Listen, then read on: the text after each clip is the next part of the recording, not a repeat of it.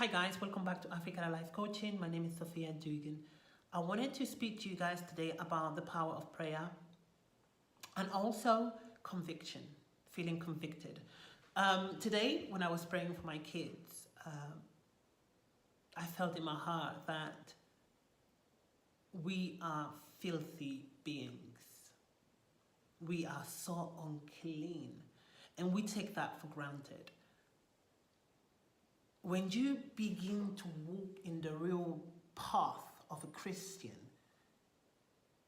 things just fall off you. Things just fall off you. Things just fall off you. You can't keep certain things in your life. And every time you pray, every time you come before God, it just humbles you. And I realize that people that don't feel convicted when they pray to God, people that don't feel convicted when they sing to God, they're not real Christians. And I don't want to judge your life. I just want you to take note and accountability and hold it tight. Because without accountability, you cannot reach God. Imagine Jesus had to be accountable for our sins, every single one of them. It wasn't the case, I'm just doing it. He had to take accountability. He had to recognize our sins. He had to acknowledge our sins because he had to know exactly what he was dying for. So when we come before God and you singing to him and you praying to him and you talking to him, you have to take accountability. And I'm sorry, accountability cannot come until you are convicted of what you've done. And convicted means that you acknowledge you've done something and you feel bad about it. You actually feel shame. Actually, you feel how you are filthy, you are dirty, you're unclean. If you just feel sorry because you did it, that's just not accountability. And which means that the devil got you chained. Why? Because he has the legal right to your sins, every single one of them. So when you look at areas of your life that are not working, it's because you have not taken accountability for the actions you have done, consciously or unconsciously, and you have a tie with the devil.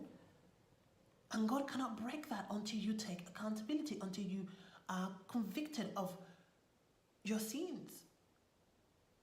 And to me, when I pray, and I start thinking back and I say, Holy Spirit, please bring anything that I have not mentioned, that I have not broken, that I have not denounced forward.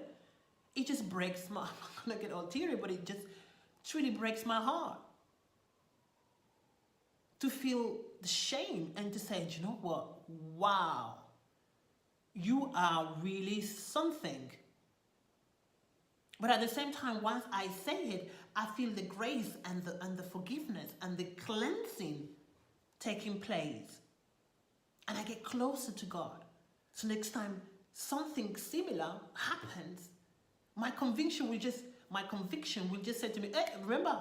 You're like, oh, no, I'm not doing that. And sometimes I may fall, but straight away I'm able to realize and recognize through the power of the Holy Spirit that right there, and you know it's an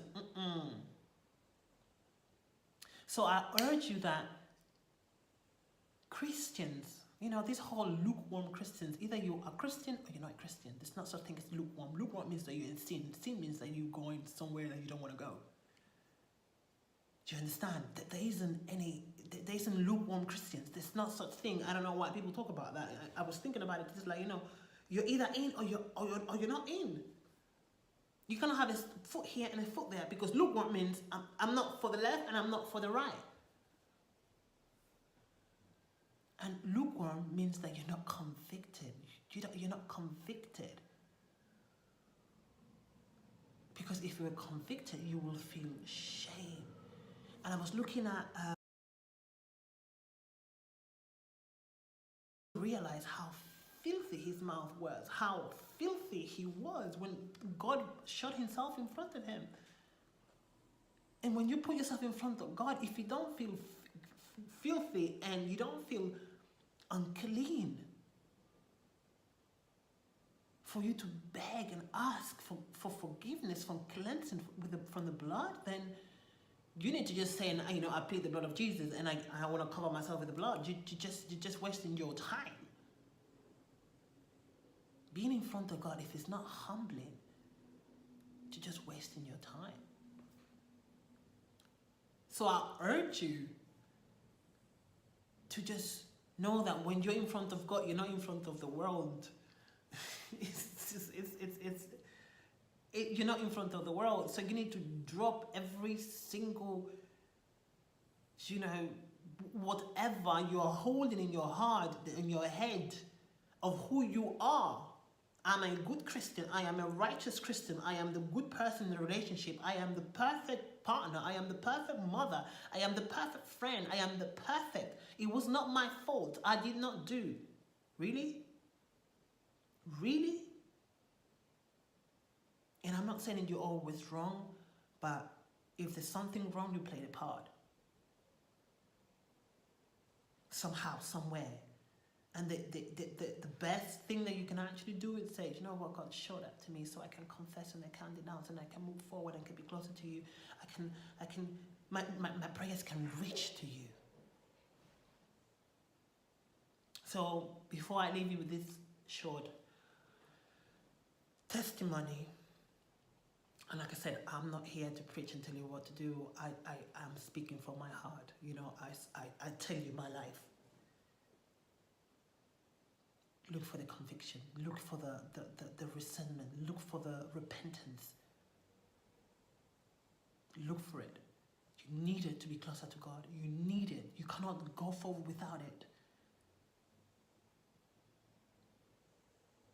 And everything shall be and will be well. Have a nice day. Bye.